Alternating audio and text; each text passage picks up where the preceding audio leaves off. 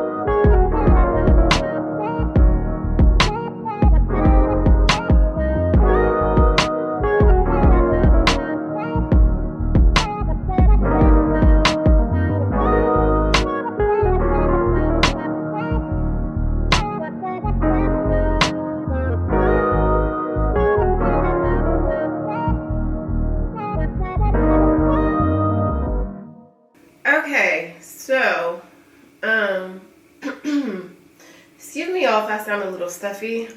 I just got over being sick, so that's why I sound really congested. But I wanted to come on here and vent a bit about how I've been feeling about YouTube lately. So I'd say I started feeling like something was different with YouTube maybe like 3 months ago or so. Yeah, probably about 3 months ago. I felt like my views weren't really what they used to be. Engagement, I just felt like something was different. And so I know that I've never really been consistent with this YouTube journey. And there's really, I have excuses. I also work corporate, etc. But there's really no excuse. You know, there are definitely YouTubers out here that are consistent on YouTube while also doing other things in life, working other jobs, etc. So I get that part. But my views over the past few months were nowhere near where they were last year or even the year before that. And so originally what I thought was going on was, well, for the past 2 years, we've all kind of been locked down and not really going out much because of COVID. And so maybe the world is opening back up. And people are out more, people are spending less time on YouTube and the internet, etc. So at first I thought it was that. And I was like, you know what? Well, I'll just start being consistent. Like, I will literally start devoting my time to making sure that I am consistent with YouTube. And so I started doing that in January. Probably up until like March. Like, I was just very consistent. I started trying to drop 2 videos a week, and I realized that was just way too much for my schedule. And so I started literally dropping a video every Sunday. Every Sunday. And so I know that change does not happen overnight. But that wasn't really helping.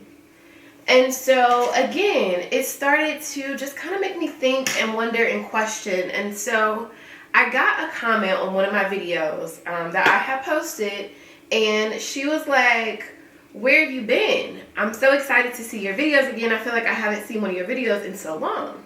And so I responded and I said, "I've been dropping videos consistently like every week for the past X amount of time." And she responded and she was like, "Really? Like, I haven't seen them pop up on my YouTube page." So there was the red flag. That is when I realized that YouTube was more than likely no longer suggesting my video or incorporating my video into its algorithm. So we have something called YouTube Studio, which is where you can see all of your analytics, how your video is performing, where you get majority of your traffic from, etc. And so majority of my traffic comes from YouTube recommending my videos. And so if my traffic is coming from YouTube recommending my videos, and all of a sudden my traffic goes down, ding, ding, ding, YouTube is no longer recommending my videos. So then I had to ask myself why.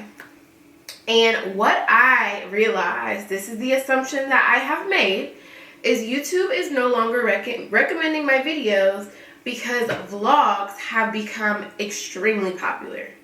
Now, nothing wrong with vlogs, right? If that is your niche, great.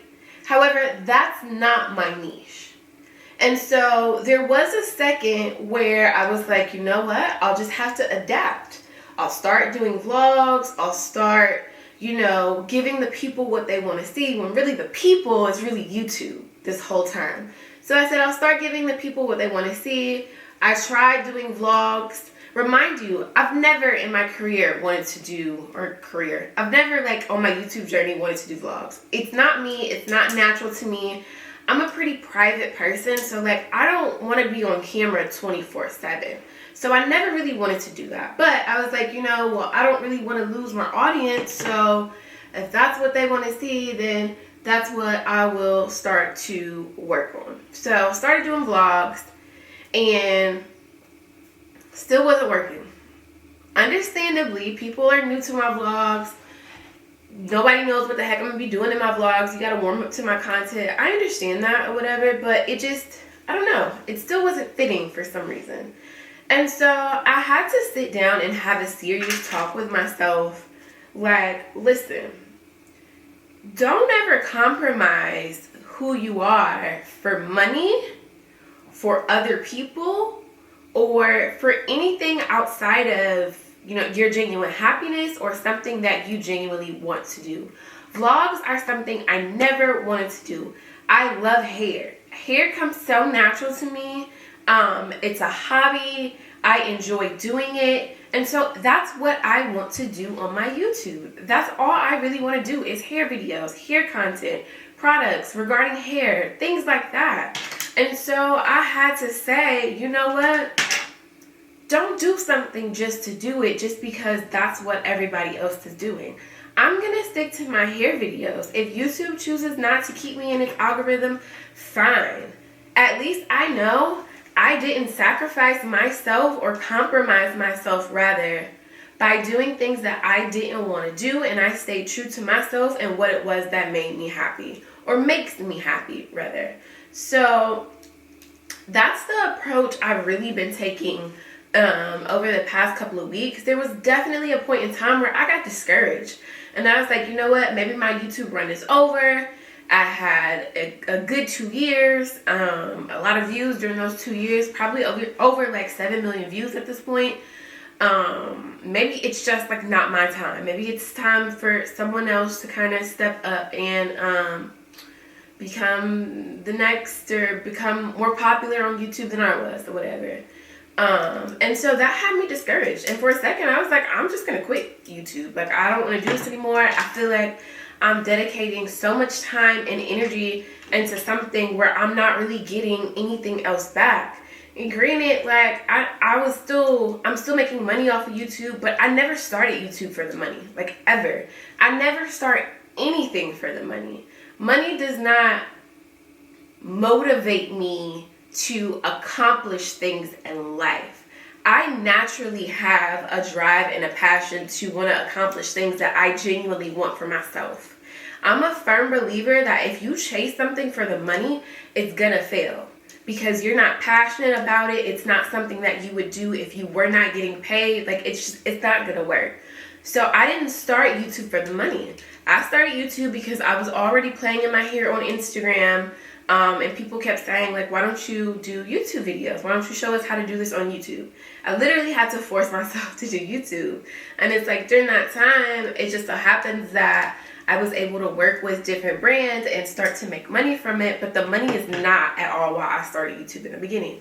So while I'm still making money from YouTube, like, that wasn't enough to keep me encouraged to continue to make YouTube videos. It felt like somebody had taken away my passion, almost. And it's like, once your passion for something is gone, it's hard to continue to produce that something because you no longer have a passion for it. Like, it doesn't feel good.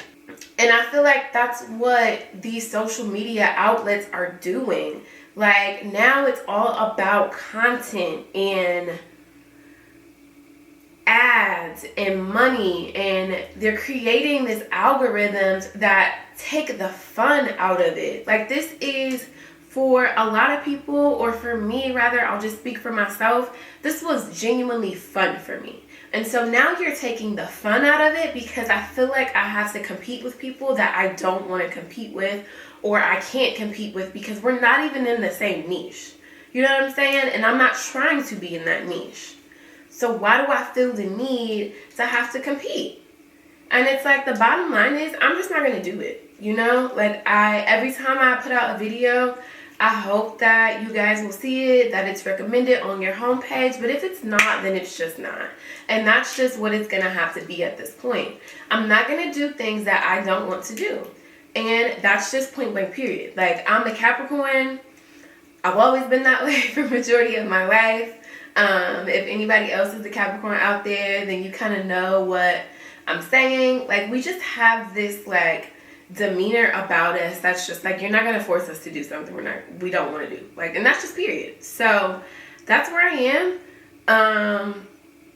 I'm not going to kill myself trying to put out content to get 500 views per video. Like, I'm going to do what feels good for me. Like, I'm going to do what feels good for my energy, what makes me happy, and what I can keep up with everything else that's going on in my life and my other jobs and business, etc. So, yeah, I just really wanted to come on here and vent about that because it's something that has kind of been on my heart to talk about for a while. And I was like, well, I don't want to like be super vulnerable or feel like I'm complaining or anything like that, but it's real. And I feel like people aren't really talking about it happening on YouTube as much. Like there's a lot of conversation about Instagram being that way and the algorithm and it no longer being fun.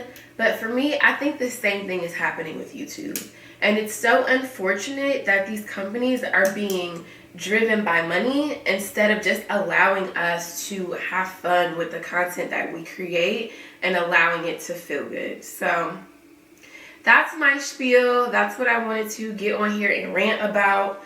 If there's anybody out there that can relate, my advice to you is do what feels good for you and do that only. Don't never do anything that does not feel good and organic and true to who you really are. And that's period. I don't care who it's for. I don't care how much money it's for. No, don't do it. Because it's not going to feel good. And it's not going to be sustainable long term. So yeah, if there's anybody else that feels this same way, please let me know below in the comments. And like, what things are you doing or how are you motivating yourself to kind of not let that steer you off course or discourage you, etc. I'm really interested to hear because I have to have a long pep talk with myself. Like, Janice, what are you doing, sis? Like, who are you? Because I'm not recognizing you right here in this moment.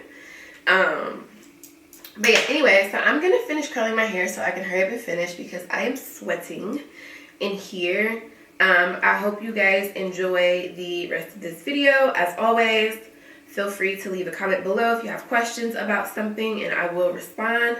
Oh, also, I want to mention that I am doing a giveaway. Y'all know by now the hair that I wear is from my hair company and we're doing a giveaway. We're giving away 4 free bundles, whatever inch, whatever texture you want, sis. You get 4 of them for free. And so all the details of the giveaway are on our Instagram page. I'll insert the name below on this video. It'll also be in the description page as everything else. Y'all, literally everything you need to know is in the description page, I promise, or in the description section, rather. I'm starting to jumble my words. Everything you need to know is in the description section. I get a lot of comments about my hair, what hair I'm using, what length. It's in the description, babe. I promise. So make sure you check the description.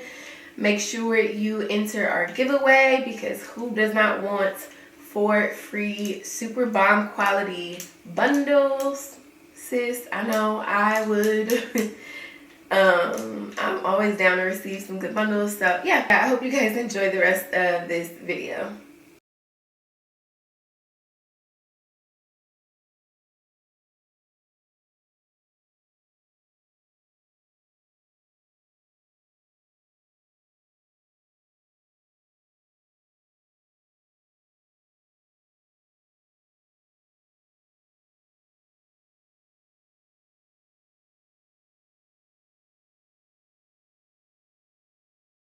As always, thank you guys so much for watching. Make sure you subscribe if you have not done so already. Make sure you give this video a thumbs up and feel free to leave a comment if you have any questions or just want to chat. See you guys in my next video.